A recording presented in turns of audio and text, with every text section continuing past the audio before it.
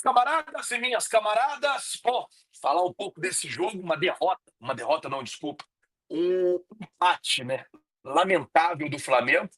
Flamengo que abriu o placar ali contra o Madureira e depois, o que eu percebo, gente, é assim, os garotos, eles estão entrando muito nervosos para os jogos, estão entrando muito nervosos, sempre estão muito nervosos. E nisso, esse nervosismo dos garotos acaba que os adversários do Flamengo, eles tiram uma vantagem disso. Hoje, mais um jogo que nitidamente a molecada estava nervosa, mais um jogo que nitidamente os garotos, eles estavam nervosos. E aí, mais uma partida, o Flamengo, no caso hoje, abriu o placar, depois o Zé Wellington numa bola que totalmente controlável ali. Ele acabou dando um chutão para cima e acabou errando a bola e acertando o jogador do Madureira dentro da área, pênalti. O jogo ainda tinha o recurso do VAR e por conta do recurso do VAR acabou que facilitou para o VAR poder dar o pênalti, aí pênalti para os caras. E aí, infelizmente, o Flamengo tomou o gol de empate ali aos 44 do segundo tempo, um pênalti que era só o goleiro ficar parado também, que ele pegaria, o cara bateu no meio, bateu muito mal. Mas, assim, o que eu percebo da molecada é que a molecada tá muito nervosa, cara. A molecada tá, sei lá, ansiosa. E aí entra uma parada que hoje o Flamengo soltou uma nota oficial e o Flamengo. Hoje foram 27 pessoas demitidas das categorias de base do Flamengo, inclusive o técnico que estava com o time na Copinha, o técnico Rafael Bahia.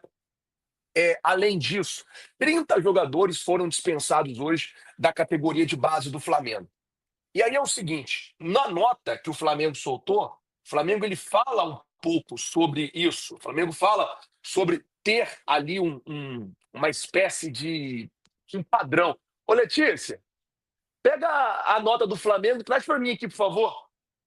Eu vou ler a nota para vocês, que o Flamengo meio que explica isso, assim, que a ideia da diretoria é essa, de ter um padrão ali entre a base e o profissional, todos jogarem no mesmo padrão, porque você pega o time profissional do Flamengo, ele tem um modelo de jogar, aí às vezes você pega o 16, tem outro, às vezes você pega o 15, tem outro, 17 tem outro, e o ideal é ter todos do mesmo padrão, porque quando acontecer do garoto da base precisar jogar no profissional, a gente não vai passar por essa dificuldade que a gente está passando. A gente perdeu o jogo domingo pro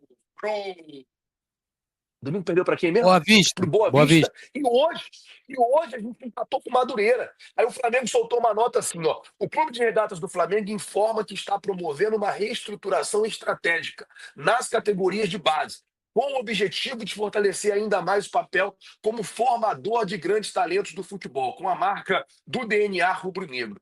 Essas mudanças estruturais visam alinhar as categorias de base à filosofia de trabalho adotada no futebol profissional, garantindo uma integração vertical das ideias e padronização no modelo de jogo. A reformulação ainda inclui a adoção de práticas mais modernas replicadas nos principais clubes do mundo, com foco na otimização de processos e função de elenco. Ou seja, o Flamengo, a ideia que o BAP ele traz nessa nota é que ele quer fazer uma mudança nessa categoria de base para a gente não sentir tanto essa diferença do time sub-20, por exemplo, para o time profissional. É óbvio, a gente não pode cobrar que a equipe sub-20 ela tenha o mesmo desempenho que tem a equipe profissional. A gente não pode chegar aqui e falar, tá tudo errado. Não, são garotos, tem que ter paciência. Mas, gente, pelo menos o futebol, ou a maneira de jogar, ou o estilo de jogo do sub-20 tem que ser muito parecido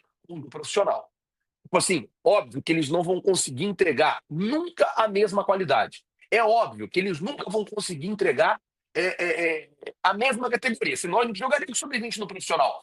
Mas o Flamengo, ele precisa disso, assim, de passar realmente por uma padronização. Por exemplo, se você vai no Barcelona, no Real Madrid, nesses times de ponta, a base do Barcelona ela joga na mesma maneira que joga o profissional. Como eu disse, a gente não pode cobrar que entregue a mesma qualidade, mas a gente tem que ter O Flamengo precisa ter isso. Você pega o time da Copinha, ele jogava de um jeito. Você pega o time do Campeonato Carioca, ele joga de outro jeito. Você pega o time profissional, ele joga totalmente diferente dos dois. Então, assim, tem que se padronizar para que o Flamengo não venha sofrer tanto. Quando um jogador sair da base, subir da base para o profissional na adaptação e também quando o Flamengo precisar, por exemplo, nessas competições, jogar com a categoria de base. O Thiago Ribeiro colocou assim: ó, não existe time, não existe o time principal ir para fora do país e passar vergonha no Carioca. Tá de sacanagem. Base nossa, infelizmente, tá uma vergonha, falou o Thiago Ribeiro. Thiago, tirando o fato do Flamengo estar nos Estados Unidos, eu vou te explicar, ainda é muito claro para todo mundo. É claro que se precisar, em uma eventual situação, ele joga de lateral. E a informação que a Monique Danello trouxe hoje à tarde é que as conversas estão avançando. A esposa do Danilo, ela inclusive está fazendo uma pressão para que o jogador retorne para o futebol brasileiro. Então, as conversas entre Flamengo e Danilo nas últimas horas avançou e ele pode sim ser um reforço para o Flamengo. Bom, o Flamengo tinha que ter colocado a garotada hoje. Carlinhos, ninguém merece. Eu tô com 43 anos e ainda tô mais rápido do que ele, tá doido? Falou aqui o Daniel Ferreira que tá com 43 anos dizendo que tá mais rápido do que o Carlinhos. Bom, foi Daniel, não, foi Reginaldo Souza que falou isso aqui. É que o chat está passando para mim aqui, gente, muito rápido. Mas a informação que saiu ainda agora, eu queria, Mendonça, só que você lesse aí a informação da Monique Danello para a galera poder só para a galera ficar por dentro do que realmente aconteceu, qual é a notícia sobre o Danilo, que saiu agora, sobre o jogador fechar com o Flamengo, das conversas que estão avançadas. Mendonça. Então, Guilherme, a informação é a seguinte, que o Danilo tem conversas avançadas para chegar no Flamengo, que as conversas podem ter um desfecho nos próximos dias, avançou bem, ele viria para atuar como zagueiro, função na qual ele já desempenhou, e desempenha, na verdade, no Juventus, né, no Juventus de Turim. É um jogador que, como você mesmo disse, poderia eventualmente fazer a função de lateral direito, mas o jogador tem desejo e o Flamengo também precisa de zagueiro, principalmente após a saída do Fabrício Bruno e do Davi Luiz. Então, realmente, avançou bem. O Flamengo, segundo informações dela, está muito próximo e que ele viria para atuar como zagueiro. Guilherme, é basicamente isso. Ah, beleza. Outra coisa que a gente precisa falar é, é a situação do, do Jorginho, como eu estava falando. Ele tá esperando lá o Arsenal ver se vai realmente contratar o jogador. Contratando, ele vai tentar a liberação. Se ele conseguir a liberação, tem grande chance dele já vir por agora. Guilherme, o Danilo não está muito velho para